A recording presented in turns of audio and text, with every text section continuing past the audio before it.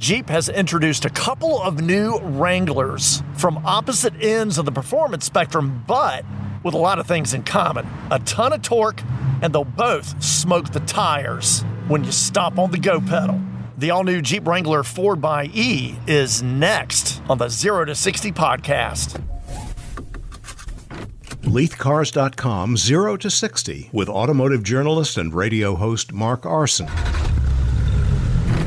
Well, today is a huge day at Leith Chrysler Jeep in Raleigh with two of the hottest new Jeeps on the lot for the first time.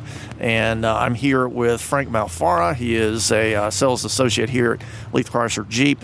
And Frank, let's start with the first hot new Jeep that we've got, the 2021 Wrangler 4xe. This is a 2021 Wrangler Rubicon 4xe, one of three available trim levels, the additional two being the Sahara and the luxurious high altitude. But this is our baby. This is the Jeep Wrangler Rubicon, the legendary off-road vehicle in a plug-in electric hybrid, which makes it even more capable, believe it or not. So Frank, I got a lot of questions for you here on the podcast, because with this being electric or hybrid, how does all that come into play when you're talking about, the foundation of this thing? Is it all Wrangler underneath, but then you got the electric, as an addition, or how does it work? Well, there's a lot of different hybrid technology out there, and different manufacturers handle things different ways. This is a plug-in electric hybrid, which combines a gas-powered engine, our 2.0-liter gas engine, with electric motors. But from the ground up, this vehicle is a off-road legend. It is a Wrangler Rubicon. It is the most capable off-road vehicle out there, 2.0. so to speak. So anything that you would normally be able to do with a Wrangler, you can do it with this 4xe Wrangler, right? 100% plus. Now, since there is an electric component, that's why we're here talking about this one. What does that mean when you're talking about driving through mud or water, Well, a couple of things. The electric component really gives you two capabilities. Number one, it gives you the ability to drive in all electric mode. Essentially, the vehicle moves strictly off of electric power, virtually zero emissions out of the vehicle, and has an all-electric range of around 21 miles. So, in addition to being able to drive around the neighborhood and quietly do as such, not disturbing the serenity of your local neighborhood and suburban development, when you get out in nature, if you're driving in all electric mode, you're listening to nature and not listening to the engine of the car. But really, the more important aspect in my mind, being a little bit of a tech geek, is the electric motors increase performance of the gasoline engine significantly. It delivers instantaneous torque, 470 pound-feet of torque, which gets you much quicker off the line, gets you much quicker acceleration over an obstacle, and it gets you 0 to 60 in 6 seconds even. Okay. I want to back you up for a second there, because I've got the Wrangler with the 3.6 V6. Tried and true. Yeah, and that's a great engine, all right? So tell us again, how much torque is coming out of this 4xe Wrangler? 470 pound-feet. Oh, my goodness. I can't imagine. Now you know why we're excited. Wow. So, okay, right off the top, you should know. So talking about the different drive modes, if you're just driving this thing around, yeah, sure, you can do the all-electric to a point, but what are you going to keep this thing in, you think, for most drivers day to day? And then, what are your options with those other modes? Sure, it's a great question. So in Jeep terminology, there are e-select driving modes, and there are three of them. The default mode is called a hybrid mode, which basically allows both engines to be involved. It combines torque from both the 2-liter engine and the electric motor, and it gives you maximum torque and the best acceleration. That's your default mode. All right. In all-electric mode, as the title suggests, you're running off of the electric motors.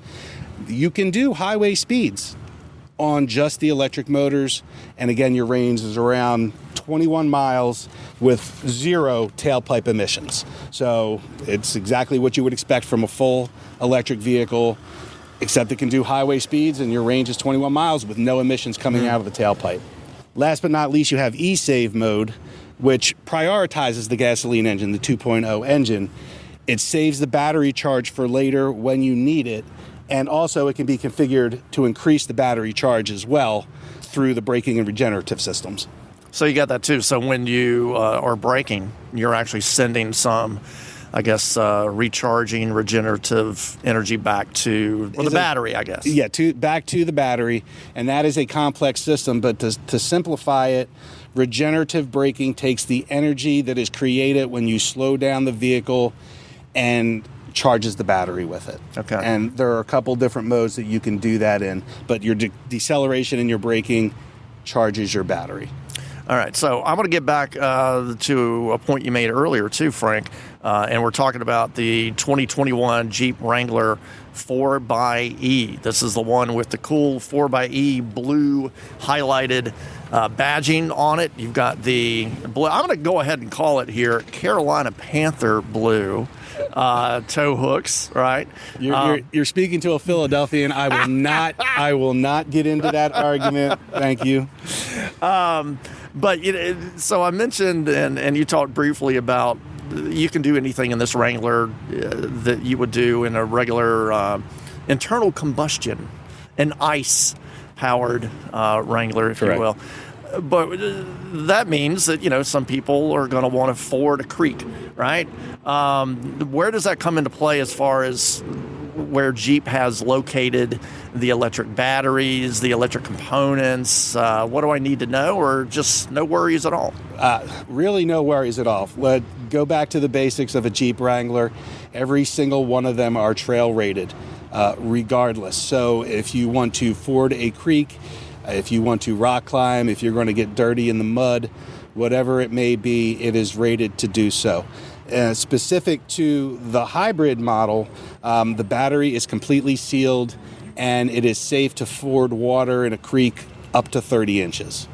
All right, simply put. Yeah, there's nothing to worry about. Okay. Now, I want to ask you, too, about some of the neat features and some of the things that you will notice, too. You tell me, Frank, I guess at the base or just below the A-pillar, below your windshield, up here in the corner on the driver's side, you have the E plug-in ports. Correct. So what do I need to know about that? Well, I think that's probably one of the things that most people are going to be interested in. You have two ways of charging this vehicle. Mm-hmm. A standard level 1 charger means plugging it in at home to a wall outlet, and you can have a full charge in 12 hours.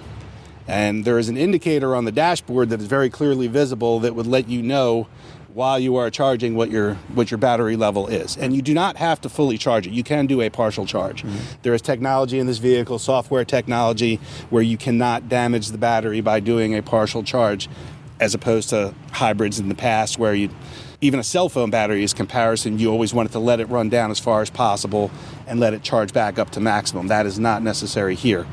And then if you wanted to install a level 2 charger, similar to you see at apartment developments and in downtown areas and Walmart parking lots, the quick charges, which you can have installed in your home relatively affordably, you can do a full charge in 2 hours, which is frankly better than a lot of cell phones out there.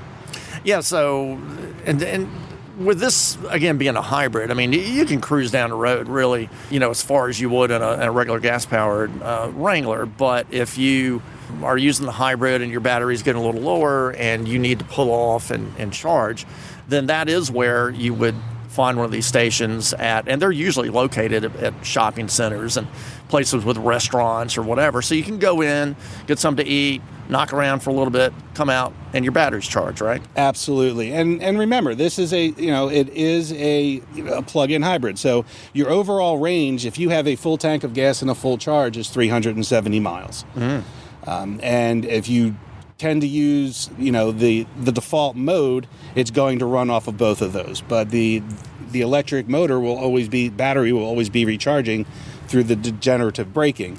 So I wouldn't, in day-to-day driving, think twice about it, because unless you're like me and you always keep your gas tank on empty, which I'm accused of doing all too often, you're always going to have range.